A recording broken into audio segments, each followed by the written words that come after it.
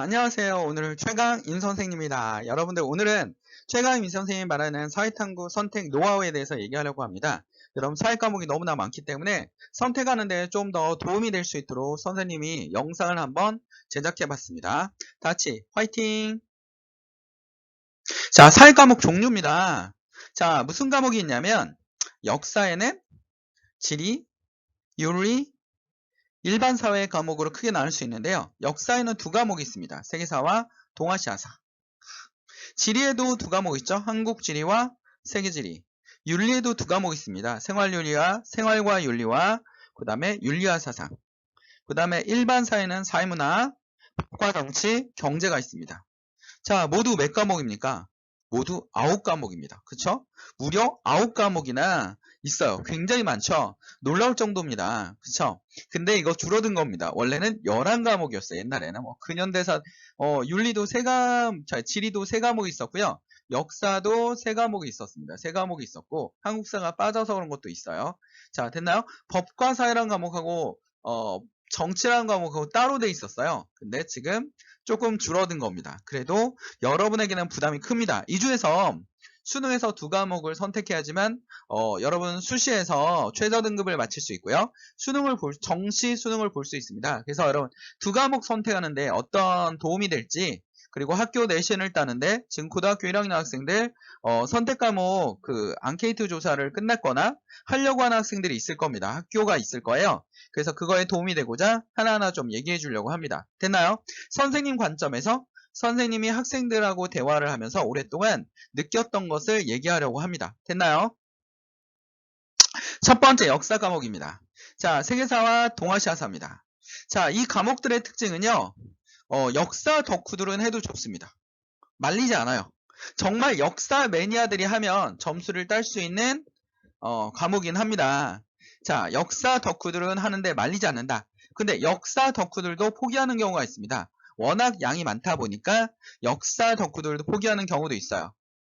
양이 너무 많은 단점입니다. 그러니까 이 세계사나 공부할 정도의 시간이면 다른 영수에 좀 더 집중하는 게 전략상 좀 더 시간을 아낄 수 있는 겁니다. 그러니까 쉽게 말해서 생활과 윤리라는 과목을 한 3번 정도 보는 거랑 거의 동일한 시간이 들 정도로 양이 어마어마하게 많습니다. 그러나 이미 세계사가 워낙 많이 알고 그 다음에 세계사에 대해서 어느 정도 책만 봐도 알 수 있는 친구들은 선생님 말리진 않습니다. 시간이 많이 들면 다른 과목을 선택하는 것이 좋습니다. 아까 얘기했듯이 동아시아나 세계사, 한국사까지 하려면 시간이 워낙 많이 들고 그렇기 때문에 다른 과목을 하는 게 전략상 시간을 절약하는데 특히 재수생들과 고3에게는 시간이 금이죠. 그래서 그런 입장에서 굉장히 좋습니다라는 거 그걸 선택하셔야 되고요. 자, 동아시아사는 한국사와 도움이 되지만 지금 상황에 지금의 한국사 수준 문제를 봤을 때 동아시아를 한다고 해서 한국사가 도움이 되지 않습니다. 문과는 3등급 이상만 받으면 되고요. 이과는 4등급 이상을 받으면 됩니다. 그래서 입시에 따라서 좀 다르긴 하지만 그래도 3등급 이상만 나오면 되기 때문에 그 동아시아사를 하면서 한국사를 높이려는 전략은 정말 바보 같은 짓입니다. 됐나요? 됐습니까? 그래서 한국사는 여러분 3등급이라고 해서 우습게 보면 안 되고요. 꾸준히 고3 학생들은 꾸준히 자꾸 수업을 들어서 너무 긴 수업보다는 정말 핵심만 잡아주는 짧은 수업. 자, 그 수업을 선생님이 나중에 여러분 반응을 보고 깔아줄 거거든요. 지금까지는 아직까지는 굉장히 많은 학생들이 듣지 않기 때문에 선생님이 그 반응을 보면서 깔도록 하겠습니다. 그래서 동아시아사는 한국사에 도움이 되지만 지금에서는 시간 낭비다. 그래서 동아시아 때문에 한국사를 위해서 동아시아를 선택하는 것은 바보 같은 짓이다 라는 겁니다. 됐나요? 자, 그다음에 지리 과목입니다. 자, 한국지리, 세계지리인데 한국지리는 선택률이 높아요. 우리 선택률이 높은 게 윤리와 사상, 생활과 윤리, 그 다음에 사회문화, 그 다음에 한국지리죠. 윤리와 사상이 아닙니다. 생활과 윤리, 그 다음에 한국지리, 사회문화입니다. 자, 근데 요즘에 세계지리도 점점 높아지고 있습니다. 이 세계지리가 점점 높아지는 이유가 문제가 과거에 비해서 좀 쉬워졌고요. 나오는 것들만 나오는 경향이 있어요. 그치? 그 다음에 한국지리와 같이 도표나 자료 분석에 능통한 학생들이 그 노하우를 그대로 쓸 수 있고요. 그 다음에 여러분 한국지리와 세계지리가 겹치냐? 그렇게 겹치진 않습니다. 예를 들면 어느 정도 겹치냐면 지형에서 하천지형, 해안지형 정도?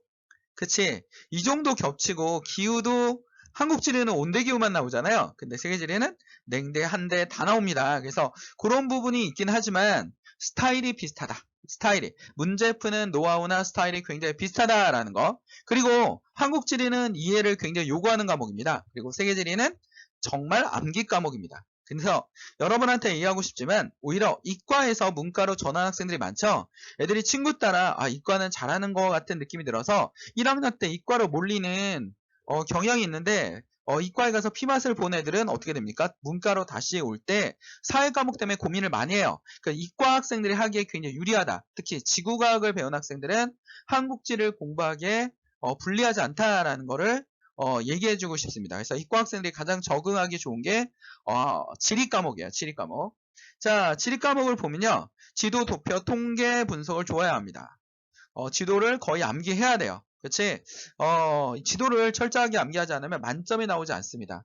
그리고 만점이 요즘에 사회 과목에서 1등급이 만점이 참 많이 나와요. 올해도 그럴 수 있는 확률이 굉장히 높거든요. 만점이 많이 나오기 때문에 그런 부분에 대해서 여러분은 문제 틀리지 않는 노하우. 그렇지? 작년에는 여러분 세계사가 만점이 1등급, 2점짜리 틀리면 2등급, 3점짜리 한 문제 틀리면 3등급 이랬어요. 그러니까 이게 최저등급 맞추는 애들은 이게 만만치가 않는 스트레스란 말이야. 그래서 지도, 도표, 통계 분석을 좋아야 합니다. 한국지리와 세계는 교집합이 있습니다. 아까 얘기했죠? 많진 않지만 있긴 있습니다. 그치? 자, 이과에서 문과로 온 학생들 잘 적응합니다. 선생님이 해본 결과 이과에서 문과로 전환한 애들이 특히 N수생들이 이과에서 문과로 많이 오는데요. 적응을 잘하는 편입니다. 사회문화는 여러분 문과 애들은 도표풀이 그 펴풀이를 굉장히 어려워하지만 그치? 이과 애들은 그 부분을 가장 쉬워해요. 한국지리 선택 비율이 아직 높습니다. 그래서 선택을 많이 하는 과목이 등급이 안정적이고 일반적인 문제들이 계속 나오는 편입니다. 한국지리는 이해도 필요하지만 세계지리는 암기 과목입니다. 만점이 1등급인 경우가 많습니다. 윤리 과목도 마찬가지예요. 됐나요? 됐습니까? 자, 그러면 여러분 윤리입니다. 윤리. 윤리에는 생활윤리와 윤리학 사상이 있습니다. 이거는 선생님이 벤 다이어그램을 통해서 교집합을 좀 공부해 보려고 하네요. 철학자가 적어요. 그럼 윤리학 사상 어때요? 철학자가 많죠. 그리고 생활윤리는 대부분 현대 철학자랍니다. 윤리학 사상에 비해서 언어가 쉬워요. 독해 문제가 있습니다. 그렇죠? 윤리학 사상은 독해 문제가 없지만 독해를 통해서 그러니까 문제 안에 답이 있는 문제의 본문만 잘 이해하면 답을 찾을 수 있는 철저한 독해 문제가 있습니다. 생활과학 윤리에는 그런 장점이 있고요. 실용적 윤리입니다. 그리고 실용적 철학이에요. 그치? 철학을 위한 철학이 아니라 실용적 생활을 위한 철학이 많습니다. 생활과학 윤리에는. 가치관이 형성되는 친구들이 있어요. 이걸 공부하다 보면 윤리적 가치관이 형성되는 친구들이 있죠. 역사도 마찬가지지만 자, 윤리학 사상에는요. 철학입니다. 정말 철저한 철학의 기본입니다. 그렇죠? 그래서 문과 학생들은 공부해 놓으면 나쁘지는 않지만 지금 수능이 중요하거나 최저등급이 중요하거나 내신이 중요한 학생들에게는 쉬운 과목은 아닙니다. 절대로. 깊이 있는 이해가 요구되는 부분이 있어요. 특히 아이들이 서양 철학에서는 쉽게 적응을 해요. 근데 동양 철학에 들어오면 그치? 성리학이나 양명학이나 이런 것들에서 그 다음에 여러분들 쉽게 이해하지 못하는 불교 사상들도 좀 있습니다. 그런 부분에서 조금 힘들어하는 경우도 있어요. 철학의 역사를 볼 수 있습니다. 그쵸? 고대사, 고대 철학, 중세 철학, 동양도 고대, 중세, 근세로 나누면서 중국사의 흐름과 서양의 고대사의 흐름, 중세사의 흐름을 통해서 근대사의 흐름을 통해서 역사의 흐름을 볼 수 있습니다. 이 부분이 여러분 세계사하고 겹치는 사상사예요. 그러니까 세계사에서 공부했던 사상사를 윤리학 사상으로 좀 더 공부하기 때문에 세계사와 윤리학 사상을 선택하는 조합이 좋은 건 아니지만 좋아하는 매니아들은 또 선택할 수 있는 부분이기 때문에 그런 부분에 대해서 겹치는 부분이 있다. 세계사와. 자, 그러면 생활과 윤리하고 교집합이 뭐냐? 현대 철학자가 겹칩니다. 생활과 윤리는 현대 철학자가 많이 나오고 윤리학 사상은 고대부터 현대까지 다 나오기 때문에 현대 철학자가 겹칩니다라는 거. 자, 문제 스타일이 굉장히 비슷해요. 윤리학 사상과 생활과 윤리가 문제 스타일이 비슷한 부분이 있습니다. 반드시 똑같은 거 하지만 출제자 교수님들이 동일하고 출제하시는 선생님들이 동일하기 때문에 문제 스타일이 비슷합니다. 자, 그 다음에 어휘 능력을 요구합니다. 이 두 과목은요, 어휘 능력이 좀 있어야 되는데, 특히 생활과 윤리가 어휘 능력을 조금 더 요구하는 것 같아요. 그래서 아이들이 윤리학 사상에는 어려운 용어들이 많이 나오는 반면, 생활과 윤리는 어렵진 않지만 이해도를 좀 높이고, 가끔 어려운 단어를 넣어서 아이들이 헷갈리게 만들어 놓는, 이게 맞는지 틀리는지 하는 부분들이 있습니다. 그래서 그런 과목의 특징이 있다라는 거 여러분 기억하시면 됩니다. 생활과 윤리, 선택률이 높고요. 생활과 윤리학 사상을 같이 선택하는 친구들은 불리하진 않습니다. 라는 거 여러분 기억하시면 됩니다. 자, 일반 사회입니다. 자, 일반 사회는 뭐가 있냐면 사회문화, 법과 정치, 경제가 있습니다. 자, 여러분 사회문화는 선택률이 굉장히 높아요. 그쵸? 선택률이 높습니다. 나오는 스타일이 동일합니까? 그러니까 나오는 문제의 형태들이 뭐 기능론과 갈등론 반드시 나온다면 또 나오고요. 그치? 실제론, 사회 명목론 이런 것도 반드시 나오고요. 그 다음에 집단 분류 같은 거는 이제 통으로 봐야 되죠. 굉장히 어려워하는 문제입니다. 그 다음에 표풀이 문제도 여러분 어떻습니까? 두 문제에서 많으면 세 문제까지 꼭 나옵니다. 그쵸? 꼭 나옵니다. 나오는 스타일들이 동일해요. 표풀이 학생들이 힘들어합니다. 그러나 이과에서 온 학생들이나 수학을 좋아하는 학생들은 즉 산수, 방정식 뭐 이 정도까지 나오기 때문에 수학을 좋아하는 학생들은 좀 좋아하는 편입니다라는 거 집중적으로 이 부분을 공부해야 돼요. 개념 정리가 중요합니다. 그쵸? 그치? 해석적 연구 방법이 뭔지 이런 것도 굉장히 중요하죠. 개념을 정확히 알아야 됩니다. 실증적 연구 방법이 뭔지 그쵸? 기능론과 갈등론이 뭔지 그쵸? 그 다음에 뭡니까? 우리 조사 방법이나 이런 것, 면접론이나 이런 개념을 정확하게 알고 있어야 되고, 집단 분류에서도 1차 집단이 뭐고 2차 집단이 뭔지 정확하게 집단을 구분할 수 있어야 됩니다. 됐나요? 자, 그래서 사회문화는 개념 정리가 중요한 편이다라는 거. 자, 법과 정치입니다. 법과 정치가 합쳐졌고요. 법은 아주 실용적입니다. 그러니까 법을 좋아하는 학생들. 문제에서 많은 판례가 나오긴 하는데 법은 우리나라는 아직까지 성문법 중심이기 때문에 법은 정확하게 해석할 수 있으면 되고요. 실제로 이게 도움이 되기도 해요. 사회생활 하는데. 통계 문제가 있습니다. 통계 문제가 있습니다. 정치에서 지역구 의원과 그치, 비례대표 의원 이런 거에 대한 통계 문제가 있죠. 지금 또 이게 바뀌었죠. 바뀌었으니까 그 부분에 대한 문제가 나올 거라고 예상을 하고 있습니다. 자, 이제 경제입니다. 선택률이 예전에는 4위까지 올라갔었는데 지금 꼴등이에요. 아이들이 경제 어려워. 막 친구들이 얘기하니까 어렵다는데 솔직히 말해서 사회 과목 9과목 중에서 선생님 사회 나가면 쓸 수 있는 게 뭐예요? 경제예요. 경제는 사회 나가서 꼭 쓸 수 있는 과목이고 상당히 도움이 되는 과목인데 선택률이 굉장히 낮습니다. 거기다 아이들이 정제를 선택을 안 하다 보니까 여러분 국어에 비문학 독해에서 경제 용어들이 많이 나오죠. 그렇다 보니까 경제가 굉장히 어려워질 수 있습니다. 그래서 국어 선생님이 경제를 많이 설명하는 거를 학원에서 종종 보고 국어에서 설명했는데도 이해를 못하면 사회선생님들한테 와서 특히 사회사람들한테 와서 저한테도 많이 물어봤거든요. 경제에 대한 용어를 물어보는 경우가 많았습니다. 그래서 아주 실용적이에요. 그러나 산수 과목입니다.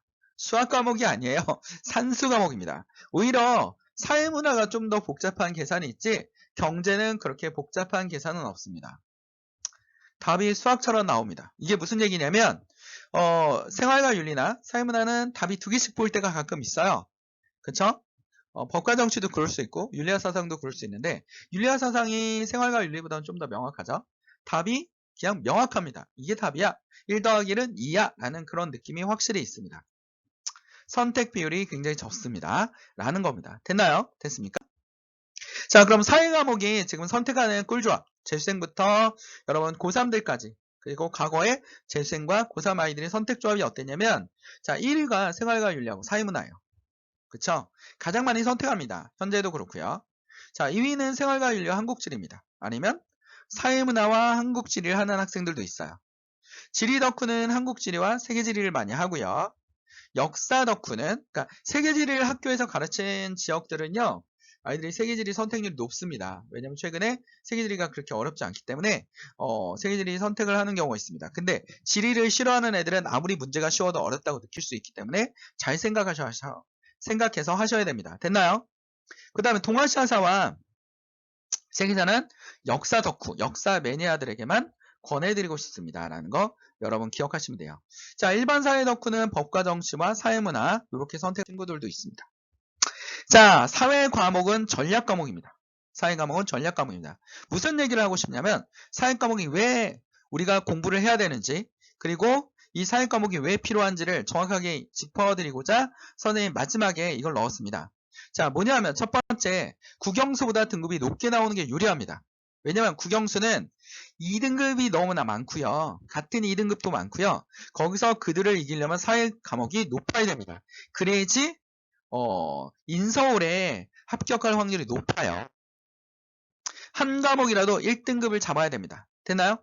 쉽게 말해서 둘 다 3, 4보다는 1, 4가 훨씬 더 갈 수 있는 대학이 많다라는 겁니다. 실제로 선생님이 입시를 상담하다 보니까 한 과목에도 1등급이 나온 애들이 조금 더 서울에 가까운 좀 더 들어본 대학을 잡을 수 있다라는 겁니다. 그렇다고 해서 지금 1등급이 나온다라고 해서 수능에서 1등급이 나온다는 보장도 없어요. 그러니까 끝없이 노력을 하셔야 돼요. 친구 따라 강남 가지 말아라 라는 건 뭐냐면 친구가 좋아한다고 그 과목을 따라 들어가지 말라는 겁니다. 자기만의 과목들을 선택하셔야지 친구 따라 강남 가는 친구들이 정말 많거든요. 요즘에는 이거는 정말 시간 낭비입니다. 시간 낭비. 그 친구랑 같은 대학에 가는 것도 아니기 때문에 친구 따라 강남 가지 말고 자기만의 길을 가라는 겁니다. 본인의 적성에 맞는 과목이 좋습니다. 가장 좋습니다. 그러니까 자기가 좋아하는 과목이 제일 잘해요. 아니면 자기가 좋아하는 선생님 과목이 잘하는 경우가 많습니다. 선생님 보니까 아무리 그 학원 강사가 아무리 학교 선생님이 잘 가르쳐도 싫어하는 과목은 싫어해요.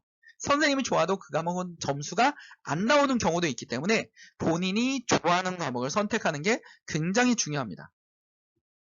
자, 다섯 번째, 단기간에 사회 과목을 정복할 수 있다고 생각을 버려야 합니다. 친구들 중에서 사회는 암기 과목이야.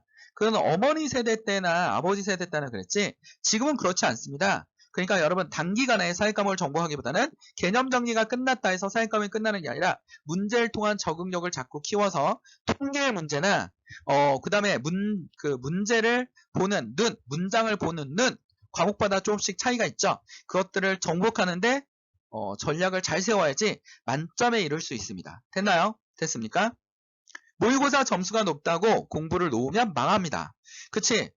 나 3월달, 4월달, 6월달 모두 1등급이야. 사회 끝났어.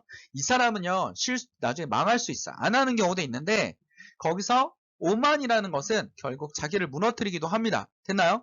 솔직히 말해서, 그, 초나라의 항우하고, 그치? 한나라의 유방 중에서 초나라의 항우는 너무나 유능했어요. 그 유능함인데, 솔직히, 유방은요, 그치, 한나라의 유방은 초나라 항우의 상대도 안 되는 사람이었습니다.